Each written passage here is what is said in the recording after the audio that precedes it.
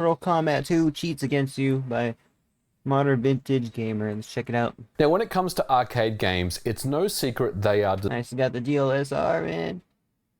Man, that's a dream. He's got like a bunch of monitors. I need like 4 monitor setups like that. That'd be cool.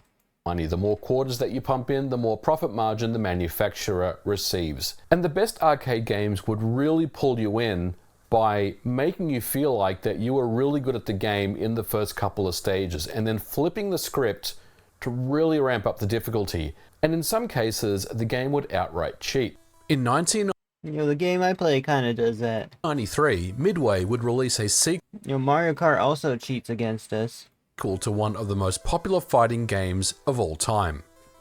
Mortal Kombat 2, or MK2 as we Soul Calibur, nice, will call it, was everything that the original arcade release had turned up to 11, and went on to become one of the most successful arcade games People still play this game competitively, man, and speedrun it. Everybody be speedrunning something now. ever released.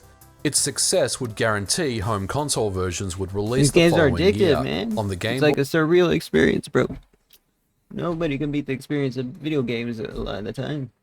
Boy, Game Gear, Super NES, and Sega Genesis, releasing simultaneously on Mortal Tuesday, Nothing can prepare you. September the 13th, 1994.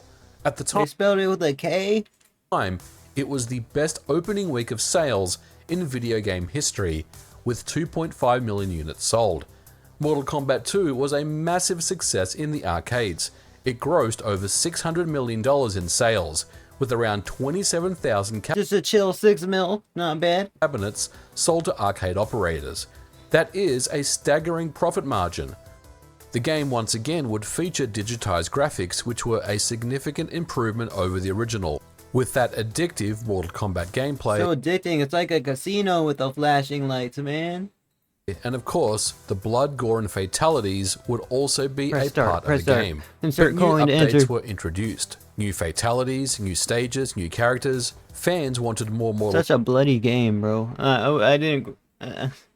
it's too much for me, I'm not gonna lie. Kombat, and MK2 delivered I'd rather play Street Fighter. This one's... They still have the newer versions, and they got like some interesting characters, man. completely dominating both arcade and home sales. But we're not here to talk about the different versions of MK2. Instead, in this episode, there's one part of the game that I'm not a fan of It's cool to see like the way they finish them off, though. that's absolutely infuriating, and that is the cheating AI. And this is probably a good part of why the game grossed so much money Especially in the updated versions, man. in the arcades. MK2 would straight up cheat and perform moves instantly that any human players simply could not do given their reaction times and Dude, AI always wins, it seems, bro. the 3 frames of input delay. So let's take a closer So it's like a tool-assisted freaking bot, bro. look to show you what I'm talking about. If I launch the arcade version in MAME, and if I try an uppercut, you can see that the opponent, in this instance Raiden, counters my move and then performs a throw at exactly the same time. If we slow down the frames, you can see that I've clearly connected with him before he throws me. Yet, my move has been completely nullified, but his throw is the one that lands. Or another example, if I try to forward jump kick against Baraka, Oh my he gosh. immediately, without hesitation, Look at all that. Look at all that. So much gore. skewers me every single Might as well have their intestines. time. And of course, there is no way to cancel the move. He simply knows what I'm trying to do seemingly even before I've pulled off the move. In MK2, after the first few rounds, jumping towards a CPU opponent is a death sentence that you should completely avoid, and this is true for all characters in the game. But what about sweeps? Check this one out against Katana. This looks to be perfectly executed, right? Nope, she just picks up the character and throws me. The game makes you believe that you're not a very good player, but in Man, we're getting outplayed. This game was uploaded, released like 20 years ago, and they already made AI be stronger than us. reality, what's happening is the game is actually cheating. So what exactly is going on here? The original Mortal Kombat release No, right. would give you a few rounds to get warmed up, and it didn't feel this cheap. In MK2, however, the first round of the game seems like it's a bit of a warm-up round where you can essentially defeat an opponent pretty easily, and most of your kicks and punches I know it. No, I know, right? When you start winning, it feels like you're freaking strong, but will connect without too much issue. But after that, the cheating AI will try to take victory from you every single round. If you didn't know any better, it almost feels like the AI knows your player movements as you're doing them and reacts during the same frame. As it turns out, this is exactly what happens. This is what's known as input reading. When fighting against a human opponent, the game's code will read your inputs and react to them instantly. Now, to be fair, they just gotta do the opposite of what they think you'll do, basically. It's like you gotta react to them what they think they're gonna react to what they're doing. MK2 isn't the only game that has input reading, many of them do, but it's what the AI does in For real? Dang, inflation's hitting us hard, bro. response that makes the game incredibly cheap. So if you thought that you sucked at playing MK2, don't worry. The AI does everything to cheat against you. So as always, I wanted to learn more about the game and its AI from a technical perspective on how it works. Unfortunately, the source code for MK2 is not available to look at, but I did stumble across... Wait, we can't even look at the source code for this game 25 years later? There has to be a way to get it, bro, from the ROM or something, right? Yeah, that's what I meant, that's what I meant. the ultimate MK3 source code for the Sony PlayStation on GitHub. Bro, there has to be a way to get the source code, man.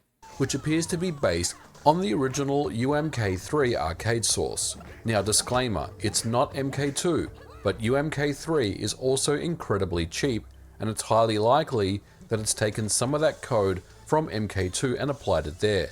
Now before I concluded that... Most likely. I did play a few rounds of UMK3 on MAME, and yes, after round 1, the same issues occurs with uppercuts and jump kicks. UMK3 also introduced a combo system, and the AI can also unleash extremely fast combos at a... I did not remember them about freaking putting that through the freaking ceiling onto another floor kind of thing. Humans simply cannot do.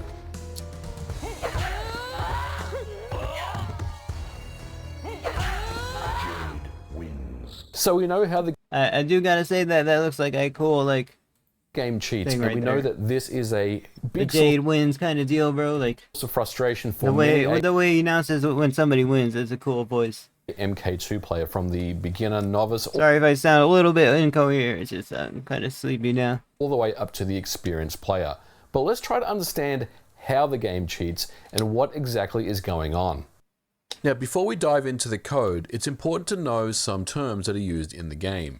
When it comes to midway games, the term drone is used to describe a computer opponent. The mkdrone.c file handles all the AI for a drone and each of their corresponding characters in the game. The AI itself is pretty basic. Internally, the code will use a variable known as diff, and this stores the current difficulty of the game. This value then is used in a random number chance that the computer AI will react to your move. Note that this variable diff is internal, and it's not the same as the actual difficulty level of the game in the machine's dip switch settings. Now this is specific UMK3 code, but for the first 3 matches, the diff variable will increase by 1. And if you Bro, when they coding, make it to the 4th round it's a little bit harder to understand, but I'm trying, guys. in the ladder, then diff will increase by an additional 2. And if you make it to the 5th round and beyond, diff will increase by an additional 3. The highest value diff can be is 9. The variable diff controls how the AI reacts in the game. It also will help the player in certain scenarios. For example, if the player loses 3 matches in a row, then the diff variable is decreased by 1, making the next game, should the player decide to pump in more quarters into the arcade cabinet, a little easier. The term Oh man, that's a pretty good idea, I'm not gonna lie. in the code that is used... So does it keep getting like harder and harder as the game goes on until it's impossible to beat? When a drone performs a counter is known as a reaction, and there are many scenarios where a drone will react to any move that the player is performing. The percentages of those reactions are based on a sliding scale. This variable here, rt_drone_reverse, is a list of values from 0 to 900. If the difficulty is 6 then this value returned is 700. This value is then passed to another function known as rand_per, and this essentially is taking the value 700 and dividing it by 1000, which means that there is a 70% chance that in the second match on the ladder that a drone will react to your move. If you manage to get to the fourth match on the ladder, the difficulty is maxed at a 90% chance, and this is where the CPU AI really starts to cheat. And note that these drone reactions are performed within the same frame. This also helps explain on very, very few occasions where an uppercut or a Jeez, dude, you see that? But then again, he just kept jumping, trying to do jump attacks against her. forward jump kick will actually land. Let's watch that back. Where an uppercut or that these drone reactions are performed within the same frame. This also helps explain on very, very few occasions where an uppercut or a forward jump Smash Brothers does the same, bro. kick will actually land. The CPU AI also checks to see if you are spamming repeat moves and attempts to counter them. Note here in UMK3, as soon as I come in with a forward jump kick, the CPU immediately backs away so the kick won't connect, and this repeats every single time. The diff variable is what drives the entire AI for the computer. Another function here, toss drone check, checks if the player can perform a throw, but the function react_xfer_him is where the drone has a chance to Xfer, like freaking transferring between accounts. That's what the RuneScape term was. to react. Once again, based on that diff variable. If that variable is set high, then the drone will react more often. Another thing to note is that the default difficulty on MK2 in the arcade is medium. You can adjust the dip switch settings difficulty to be as low as very. I don't remember it being this shiny for the game adjustment. This must be like a mod or something, bro. Easy, but this is only delaying the inevitable. Essentially, the diff value will start out lower, but you'll always be at 9 by the time that you progress to the bosses. But even before the bosses, as you're fighting up the ladder, a diff value of 6 and above will start to become very cheap in the game. In order for the player to beat the CPU, it doesn't really take advantage. That was a cool background, man. The tree of like your that. skill. Oh my gosh. In general, if you spam jump back, the CPU will jump towards you to stay the distance, and then simply perform a high kick. Given all this, I still love MK2 and I still rate it as the best in the series. But like many players back in the day, the best, but they released so many more after this. I felt like I was never good enough at the game, or maybe that my reaction times were too slow. And while in some It was ahead of its time for real, man. instances that was Imagine it just uploaded, like, they just released it this year. true, the reality is the game simply makes it impossible to fight fair, and you just need to cheese through the stages to get to the end. That's a shame, as I feel like the gameplay and AI deserved something more advanced. But in conclusion, I will always have amazing memories of MK2. It was truly something special. I didn't really grow up playing this, guys. It was a little bit too graphic for me. I don't think my parents would have let me had it. When it released back in 1993, and it's still one of my favorite arcade games of all time. So that will do it for today's episode. I hope you enjoyed it. I really do like making these deep dives into these arcade games that really do have unfair AI or rubber banding or cheating in some instances, and I'll Cheating is bad. continue to do this on the channel if there's any other cool arcade games that you want me. That's cool how, like, he's got his editor program up right there, so he's, like, actively editing the video. Probably just finished it at that point, and he's filming the last part. to cover. Let me know in the comments below. I'll definitely want to like a fourth wall kind of thing. Listen to what you guys have to say on that. But for now, guys, we are going to leave it here for this episode. Thank you so much for watching. If you liked it, don't forget to put a like on it, and I'll catch you guys in the next video. Bye for now. Well, that's pretty awesome. Pretty awesome. Got a Patreon. Patreon's cool because you gotta like fulfill promises that you make with how many patrons you have. That's what I might need to do. Yeah, that's the video, guys. Check out Modern Vintage Gamer in the description. Let's take a quick thumbnail now for this video.